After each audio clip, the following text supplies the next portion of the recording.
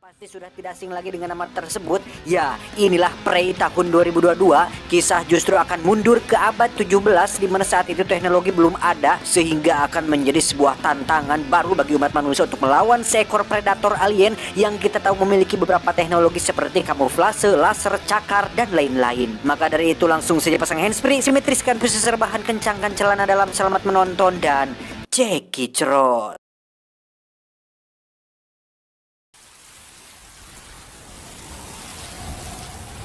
Berlatar pada abad ke-17, lebih tepatnya tahun 1719, kisah akan berfokus pada seorang wanita muda bernama Naru. Ini orangnya. Naru berasal dari suku Amerika asli atau suku Indian, di mana dia merupakan seorang pemburu andal yang hal itu dibuktikan ketika dia mampu mengenai sasaran yang sama sebanyak 2 kali menggunakan kapak miliknya.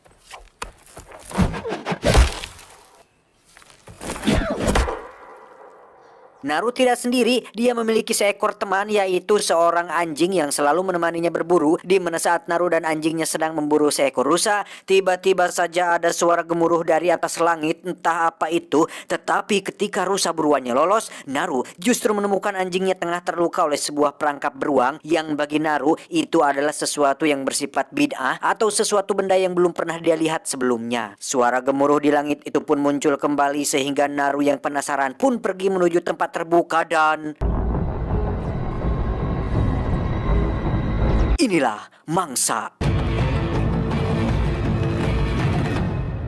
Dia bernama Tabe, saudara laki-laki Naru yang merupakan seorang pemburu juga, dan jelas bahwa Tabe ini jauh lebih handal dibandingkan Naru, yang hal itu dibuktikan ketika Tabe mampu memanah seekor burung yang terbang jauh di atas sana. Don't get your bowstring wet. Di kalangan suku tersebut, Naru merupakan satu-satunya pemburu wanita yang kurang diakui karena kebanyakan kaum wanita harusnya tinggal di tenda, memasak, melayani, atau menjadi seorang tabib yang mengobati orang terluka. Namun Naru memiliki sebuah ambisi untuk bisa mencapai limit atau melampaui batas dirinya sendiri, yaitu berburu layaknya kaum pria.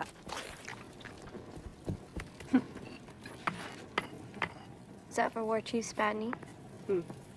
Ketika Naru sedang memetik bunga yang berkhasiat sebagai obat, beberapa pemburu pria mengatakan bahwa ada salah satu warga yang diserang oleh seekor singa, di mana kakak dan beberapa teman pemburunya pun kini sedang pergi ke tengah hutan untuk memburu singa tersebut. Naru yang ingin ikut perburuan itu pun nekat mengikuti kakaknya ke tengah hutan, di mana dia hampir saja dipanah oleh salah satu teman Tabe yang mengatakan bahwa Naru tidak seharusnya mengikuti mereka semua. You could get shot sneaking up like that. She should stay. She tracks well. Setelah masuk lebih dalam ke dalam hutan, mereka akhirnya menemukan orang yang dicari, yaitu seorang pemburu yang terluka sehabis diserang oleh singa, yang mana sebagai seorang tabib pemula, Naru segera memberikannya beberapa bunga obat supaya pendarahannya tidak terus ngocor.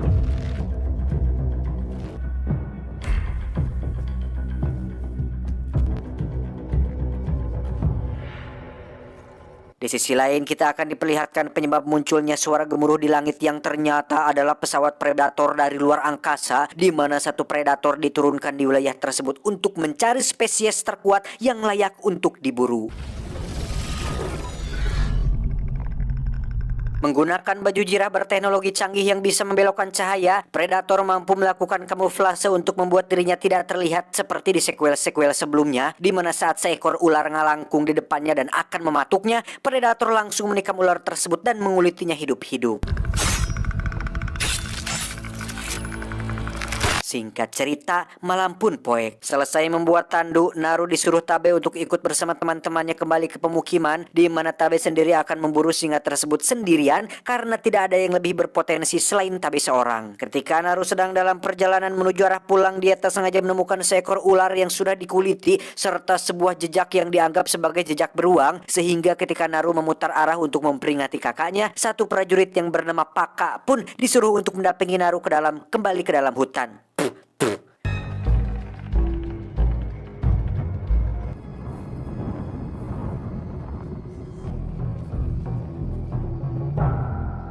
Tak lama kemudian, Naru dan Paka akhirnya berhasil menemukan Tabe, di mana Naru mencoba untuk menjelaskan bahwa ada sesuatu yang janggal dengan ular yang ditemukannya. Naru yakin jika itu bukanlah perbuatan beruang, melainkan ada sesuatu yang lain berada di dalam hutan ini. Whatever it was, we're in the cat's den now. We have to do it. Tanpa memperdulikan kata-kata Naru, Tabe justru lebih fokus kepada targetnya, yaitu singa yang sudah melukai temannya tadi, di mana Naru dan Paka disuruh untuk menunggu di atas pohon, sementara Tabe akan mendekati singa tersebut sendirian. Ketika Naru dan Paka sedang menunggu di atas pohon, tiba-tiba saja singa yang dicari menyergap Paka sehingga dia tewas seketika, sehingga Naru yang sendirian pun harus bertahan hidup menggunakan busur panah yang dibawanya. Dan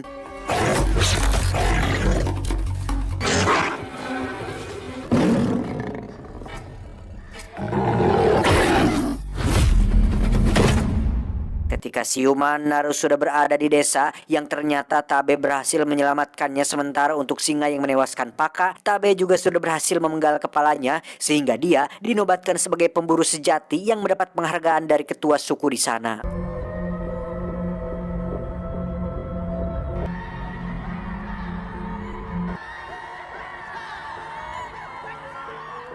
Keesokannya, Naru yang merasa iri atas pencapaian sang kakak pun pergi sendirian ke tengah hutan untuk membuktikan bahwa dirinya juga layak untuk menjadi seorang pemburu sejati, di mana Naru mulai melakukan peningkatan dengan mengikat kapak yang biasa dipakainya supaya efektif dan tidak harus diambil setelah dilempar.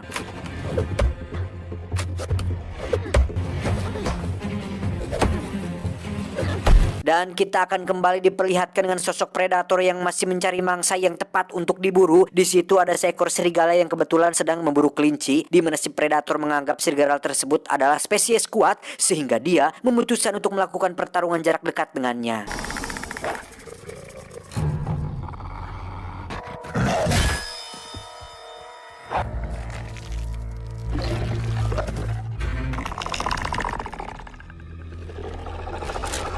Setelah perjalanan beberapa kilometer ke dalam hutan, Naru menemukan sesuatu yang mengejutkan, yakni penemuan sekelompok kerbau yang tewas dikuliti, entah perbuatan predator atau ajak leweng, tetapi hal ini sangat melanggar norma-norma kehewanan.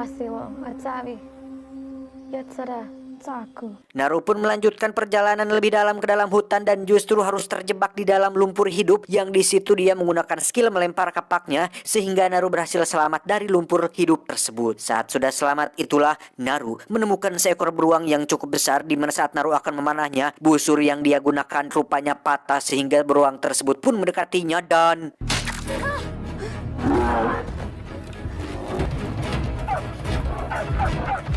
beruntung ada si anjing yang berhasil mengalihkan beruang tersebut, tetapi saat Naru turun ke bawah, beruang itu pun menyadari keberadaan Naru sehingga dengan terpaksa dia ancelup ke dalam air dan bersembunyi di dalam tumpukan kayu sungai. Pada detik-detik tegang itulah Naru yang berasal dari abad ke-17 pun untuk pertama kalinya bisa melihat langsung bebenguk dari predator yang saat itu melakukan pertarungan dengan si beruang, dan tentu saja dengan teknologi yang dimilikinya, si beruang pun tewas dengan sangat mudah.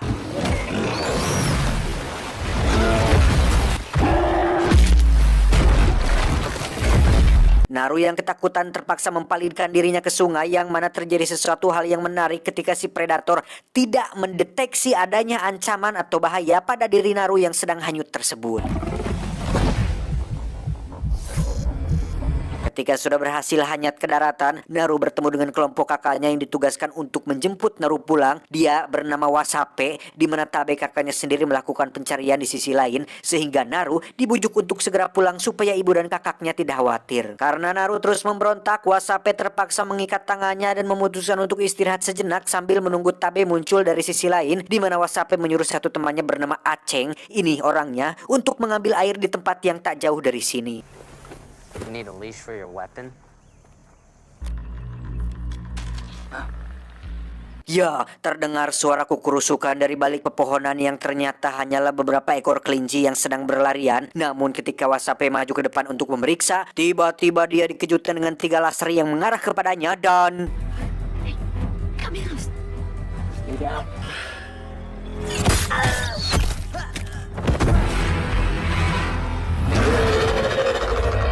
Melihat Wasape tewas, 2 orang yang lain pun turun untuk menyerangnya, tetapi mereka berdua jelas bukan tandingan sang predator yang langsung membantai mereka dengan sangat mudah. Saat itulah Naru melepaskan ikatan di tangannya, di mana saat si predator menyadarinya, Naru segera berlari menuju alang-alang untuk menyelamatkan diri. Di situ Naru bertemu dengan si Aceng yang awalnya lari berlawanan arah, akhirnya ikut lari bersama Naru, namun tiba-tiba...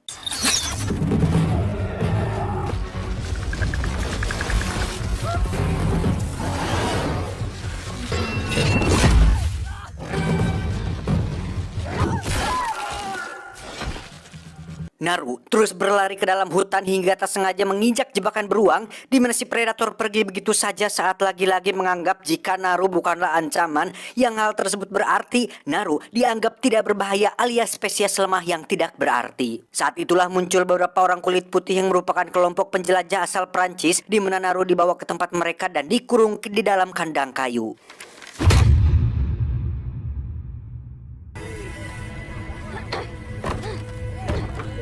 Dilihat dari senapan dan pakaian yang mereka pakai, jelas bahwa kelompok penjelajah ini berasal dari peradaban modern, di mana sang ketua alias bos mereka nampak bersikap kasar dan menganggap rendah Naru yang merupakan suku asli Amerika ini.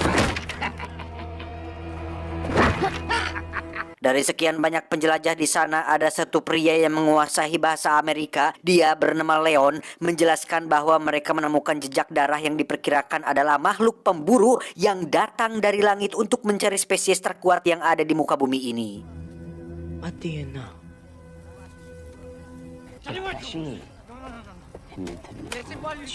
Saat itulah Naru melihat Tabe kakaknya yang ternyata sudah lebih dulu ditangkap oleh para penjelajah ini. Dia disiksa dan dibuat berdarah oleh si ketua penjelajah yang kejam ini, di mana mereka berdua akhirnya diikat pada sebuah pohon untuk dijadikan umpan untuk memancing sang predator datang. Namun yang para penjelajah ini tidak tahu adalah predator memiliki teknologi kamuflase sehingga dia bisa bergerak tanpa terlihat dan membantai sebagian besar penjelajah dari arah belakang.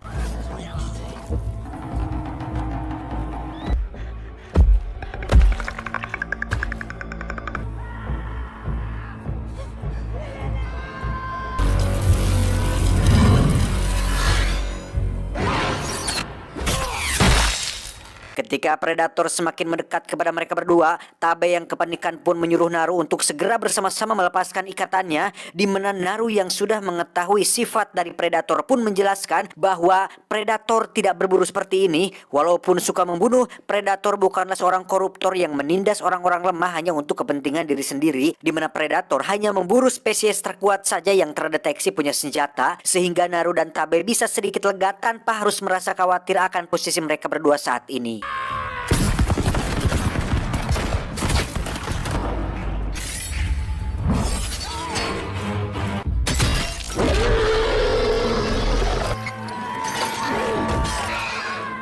Dari sini kita akan melihat berbagai jenis dan metode pembantaian yang sangat out of the box ditampilkan oleh si predator ini. Di antaranya predator memiliki shield atau perisai layaknya Kapten Amerika, tapi dengan ujung yang tajam setajam silet yang mampu membelah tubuh manusia. Kemudian ada jaring pemotong yang mampu memotong korbannya sampai menjadi bentuk ayam rica-rica dan membuktikan bahwa dirinya memiliki kecepatan dan kelihayan yang jauh di atas rata-rata spesies di planet bumi ini.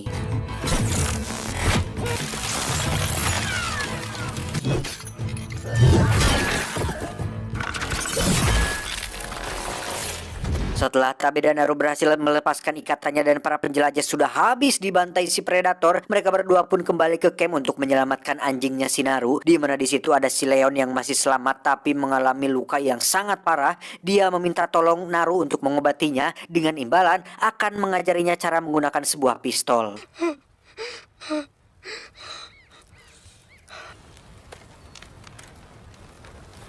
Sambil diobati, Leon pun memberikan tutorial atau cara mengisi dan menggunakan pistolnya. Namun tak lama muncullah si predator yang sudah dalam mode kamuflase, di mana Leon yang tidak bisa kabur pun pura-pura mati, yang ketika kakinya tak sengaja terinjak, si Leon pun langsung ngejerit meratan langit, ngoceak merakan jagat hingga dia tewas dibunuh oleh si predator.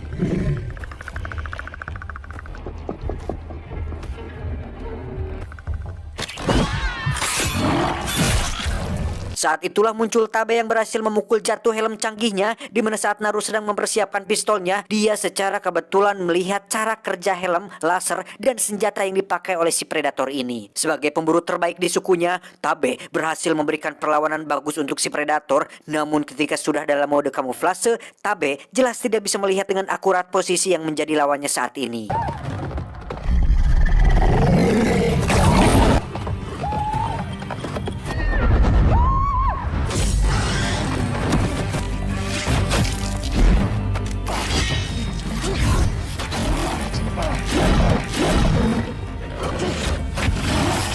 Merasa tak punya kesempatan, Tabe menyuruh Naru untuk lari sejauh mungkin, di mana si predator akhirnya membunuh Tabe dan membiarkan Naru yang bukan ancaman ini lari menyelamatkan diri. Naru pun pergi ke sungai untuk membersihkan diri, yang di situ dia tak sengaja melihat si ketua penjelajah yang berhasil selamat walaupun dengan kaki yang buntung. Naru rupanya masih nengtelih atau dendam lah terhadap perlakuan kejamnya kepada si Tabe tempo malam, di mana Naru memiliki rencana unik untuk membalas perlakuan dia terhadap mendiang saudaranya.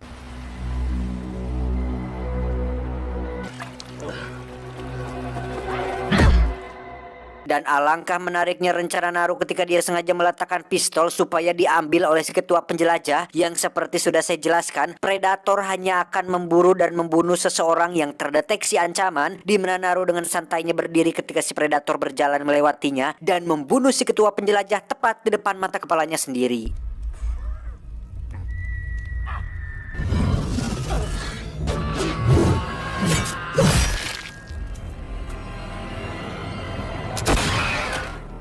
Ya, Naru berhasil merebut helm canggih milik si predator, di mana Naru segera lari ke dalam hutan dan membuat jebakan supaya si predator mengikutinya. Dan ketika si predator sudah berada di posisi yang tepat, tiba-tiba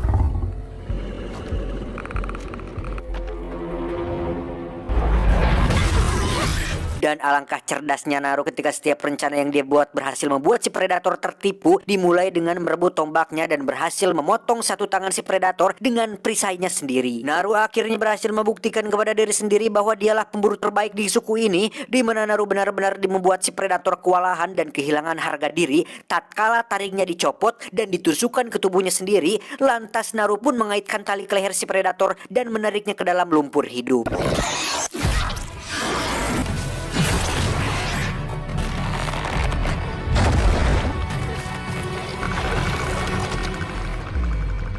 Dan apakah teman-teman ingat dengan helm yang sempat diambilnya tadi? Ya, Naru sudah meletakkan helmnya tepat di samping si predator yang lasernya mengarah tepat ke kepalanya sendiri, sehingga ketika si predator menembakkan sumpit canggihnya, si predator akhirnya merasakan apa yang dinamakan manusia sebagai senjata makan tuan.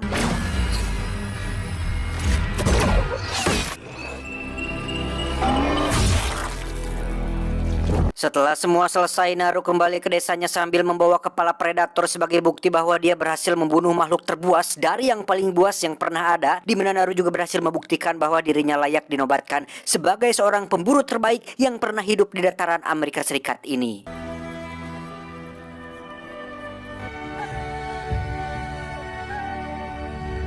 Terakhir, kita akan diperlihatkan ilustrasi tentang kisah petualangan Naru dari awal. Namun yang menarik adalah setelah Naru berhasil membunuh si predator, langit tiba-tiba menjadi gelap dan muncullah 3 pesawat alien yang lain, yang sepertinya petualangan Naru belumlah selesai sampai di sini dan pastinya akan ada kelanjutan dari seri Predator ini. Tamat, ending yang cukup menegangkan.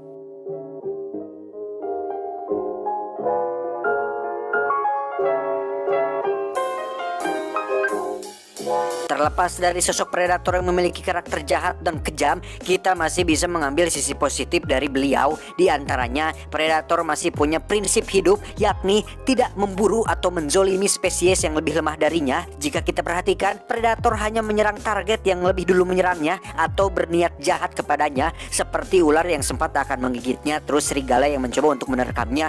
Pun dengan beruang yang sempat akan menyerang Naru, si predator tanpa sengaja sudah menyelamatkan Naru dari beruang tersebut. Sehingga pesan yang bisa kita ambil dari film ini adalah orang yang mengaku dirinya jahat biasanya tidak lebih buruk dari kita atau orang kebanyakan. Adalah orang yang mengaku dirinya baiklah yang patut diwaspadai. Saya John mewakili direksi yang bertugas mengucapkan terima kasih dan sampai jumpa di video selanjutnya.